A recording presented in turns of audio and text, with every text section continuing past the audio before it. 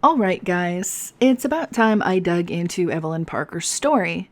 I actually wrote up a script a while ago covering everything that happened, but I put off making the video because it was so heavy.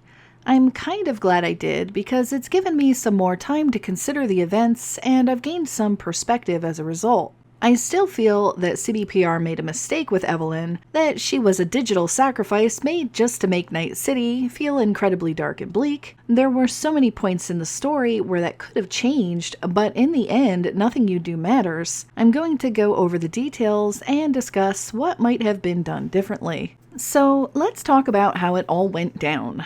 This whole video is spoilers, so I expect most people watching have already played the game. Your first contact with Evelyn is set up through Dex, your new fixer. She has hired him to orchestrate a heist to steal a biochip, and you and Jackie are the lucky ones scouted for the job. You find out quickly upon meeting her at Lizzie's bar that she has dealings with Yorinobu Arasaka, taking him as a lover and having access to his personal suite at Konpeki Plaza. She shows you a brain dance that allows you to do some reconnaissance of his room to scout out where he might be hiding the chip. Evelyn then offers you a golden opportunity when she suggests cutting Dex out of the deal completely and offers to pay you 50% of the cut instead of the meager 30% you'd get with Dex. I feel like this was a very important branching opportunity that could have led you down another route entirely, potentially avoiding everything that ends up happening to Evelyn. But instead, it's a hollow choice that doesn't really mean anything. If you end up ratting Evelyn out to Dex, he will simply give you a higher cut, 40% to be exact. But if you side with Evelyn in cutting Dex out, nothing really changes. It's a completely missed opportunity, and I can't help but wonder if there was originally more intended for this part of the game, or if it was only added to create tension, or perhaps distract from what ultimately happens. Either way, it left me feeling a little disappointed, and as we all know, the heist didn't exactly go as planned. Dex ends up killing V and leaving them in a landfill, and Evelyn lays low, hiding with Judy and the Mox. You never even get paid for the job, so none of those payment options ever really mattered. One of your first leads after coming back to life is to contact Evelyn. She likely had Netwatch as a buyer, and might have some idea of what to do with the chip and how to remove it. Hunting Evelyn down proves difficult though, and this is about where you start jumping down the rabbit hole. Have any of you guys ever played Silent Hill 2? It's one of my favorite games, and one of the things I always remember is that part where you keep finding these big holes in the ground and you just keep jumping into them. It almost felt like jumping further down into your psyche, or maybe even just completely letting go of any sense of reality. That is kinda how I felt on my quest to find Evelyn. It starts out harmless enough as you contact Judy and ask where Miss Parker might be. She sends you to Clouds, and that's where you find out that Evelyn was actually a doll, information we weren't really privy to up until this point. Dolls are basically prostitutes that have special cyberware that allows them to tune into the client's deepest desires, becoming whatever they might want. Once the deed is done, they can erase the memory of the event, which is probably a good selling point for the client. But I imagine it was also nice for the dolls too. Almost as though they were renting their body out, but didn't actually have to be there for it or remember it at all. So we find out after setting up a consult with one of the dolls at Clouds that Evelyn had an incident with a client. You can check out her room and see a playback of the scene from the police scanner that was left behind. And it shows her with a client, then having some sort of an attack, kicking the client in the face and hurting him, then proceeding to roll around on the floor after trying to make a run for it. You can find one of her close friends at Clouds, Tom, and find out a little bit more. But for the sake of wrapping this up more quickly, since we've already played through the game, we'll just say that after much interrogation, we find out that Evelyn's cyberware got completely fried out and ultimately left her comatose. She was, however, aware of what was going on around her, just unable to control her body, I guess. Her boss, Woodman, attempted to have her restored, but when he couldn't, I guess he just decided to have his way with her. An assault would have been an awful thing to survive without the ability to even remove the memory, but it gets much worse than that. From here, Woodman dumps her into the unsavory hands of a ripperdoc named Fingers to attempt to get her fixed yet again. It's made clear that this guy will often trade sexual favors for his work, and so it really made me wonder if he didn't have his way with Evelyn while she was with him for the 4 days he tried to repair her cyberware. It's never made clear, but highly suspect to me. When Fingers can't fix her, Woodman just leaves her with him as payment, and so he then proceeds to contact Wakako to find a buyer. The buyers found are some scavs, and oh, this is where it gets real classy. They make snuff beaties. I gotta say, by this point, I was so frickin' scared for Evelyn.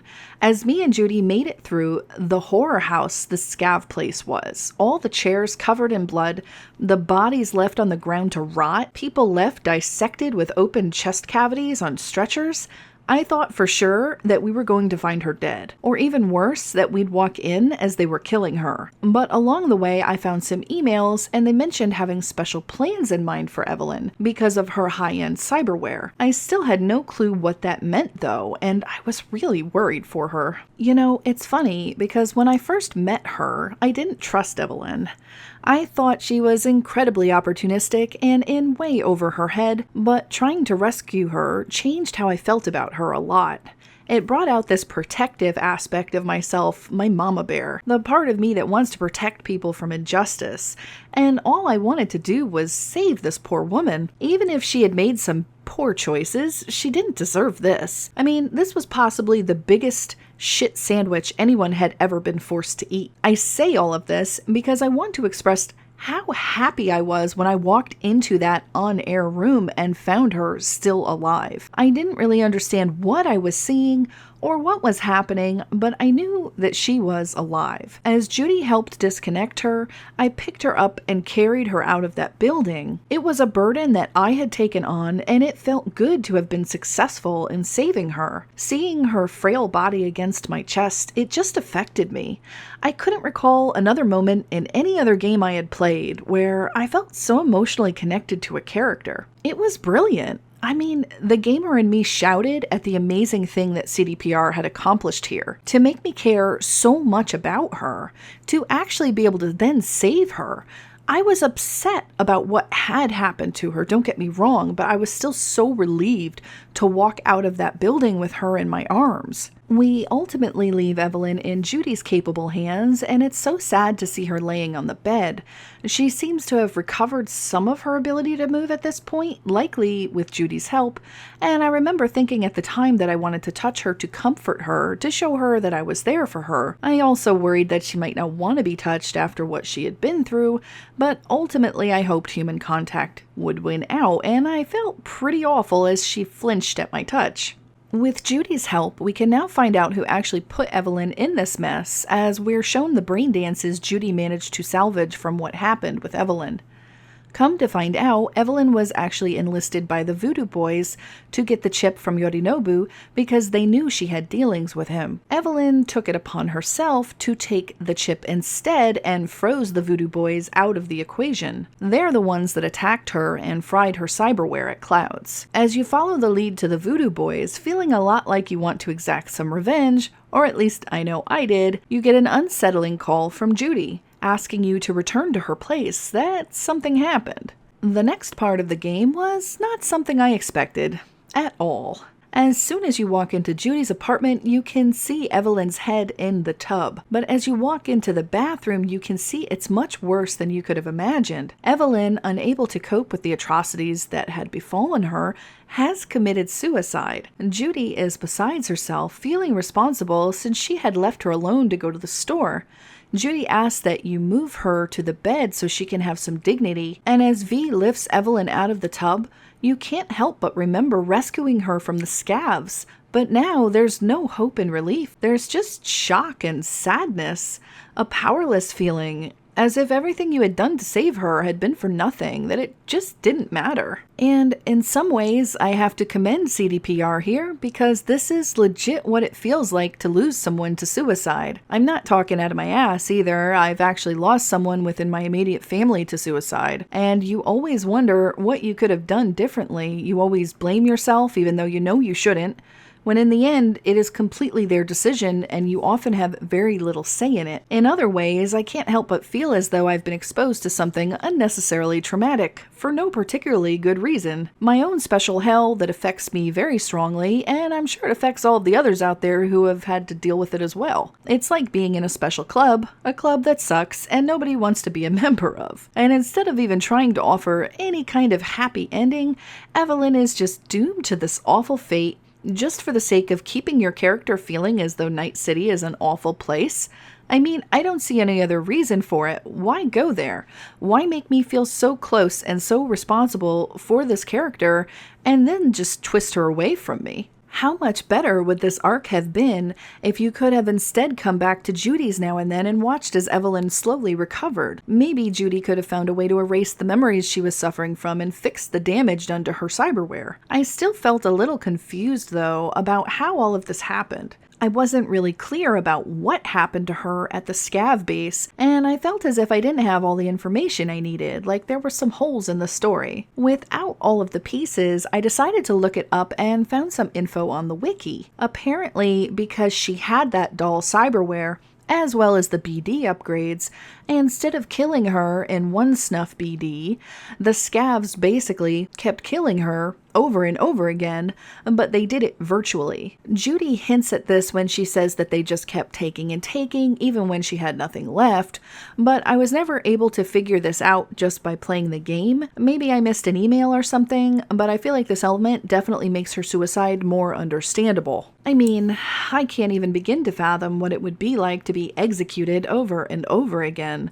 The fear, the pain, the dehumanization, and that coupled with what Woodman did to her was just too much. I'm still a firm believer that people can overcome just about anything if they're willing to try, and so I'd still advocate that she could have dealt with this if she had the support. And she had Judy right there and willing to help her. Heck, I would have helped her too if the option was there in-game. I don't know what kind of professional help we could have gotten her, but it would have made sense to try that as well. Even a frickin' counselor, I mean, something, you know? And I also have to ask, how did she even do it? They never say anything about how she recovered enough to do this to herself. If multiple people had spent all of that time trying to repair her without success, then how is she just managing to get up and walk around on her own? It's definitely a plot hole that isn't explained much. Sure, it's possible that Judy had been working on her and making some progress, but she never mentions it. There seems to be some assumption that she just got better over time,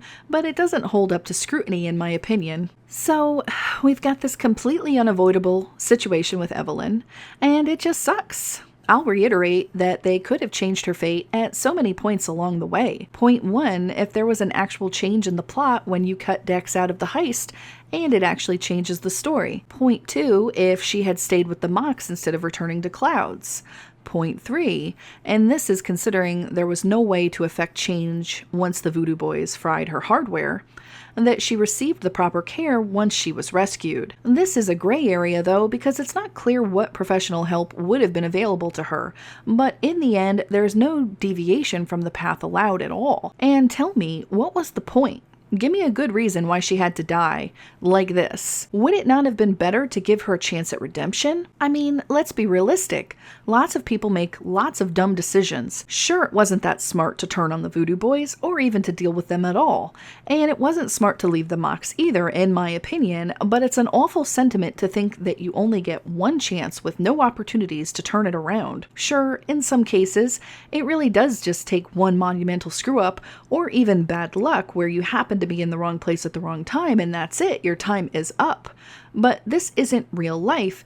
This is a game with a story that was handcrafted by someone, a story that should have served a purpose. And I'm having a lot of trouble deciding if the ends justify the means with Evelyn's story and purpose. As I mentioned earlier, it's incredible how much they made me care about Evelyn, but I feel like those emotions were then stepped on as they tossed Evelyn's life away. And what's even more messed up about it is that I thought she would die. From the moment I walked into that scav base, I thought for sure that she was dead, but they led me into thinking she was safe when I rescued her alive, and then once lulled into a false sense of security, they turned it around on me, and now when she's supposed to be safe, she ends up dead at her own hands. I mean, it just feels kind of cruel. Why not build all of those emotions for something positive instead? Instead, we're left with an overwhelmingly negative feeling that persists. The echoes of Evelyn's death are felt all throughout Judy's personal quests, as she asks you for help getting revenge on Woodman, and then ultimately trying to wrestle control away from the owners of Clouds. It just ends up backfiring though, and more people Judy cares about end up dead in the process. It's messy. The whole thing is messy. And by the time you get to your romantic night with Judy, what is she thinking about? Evelyn.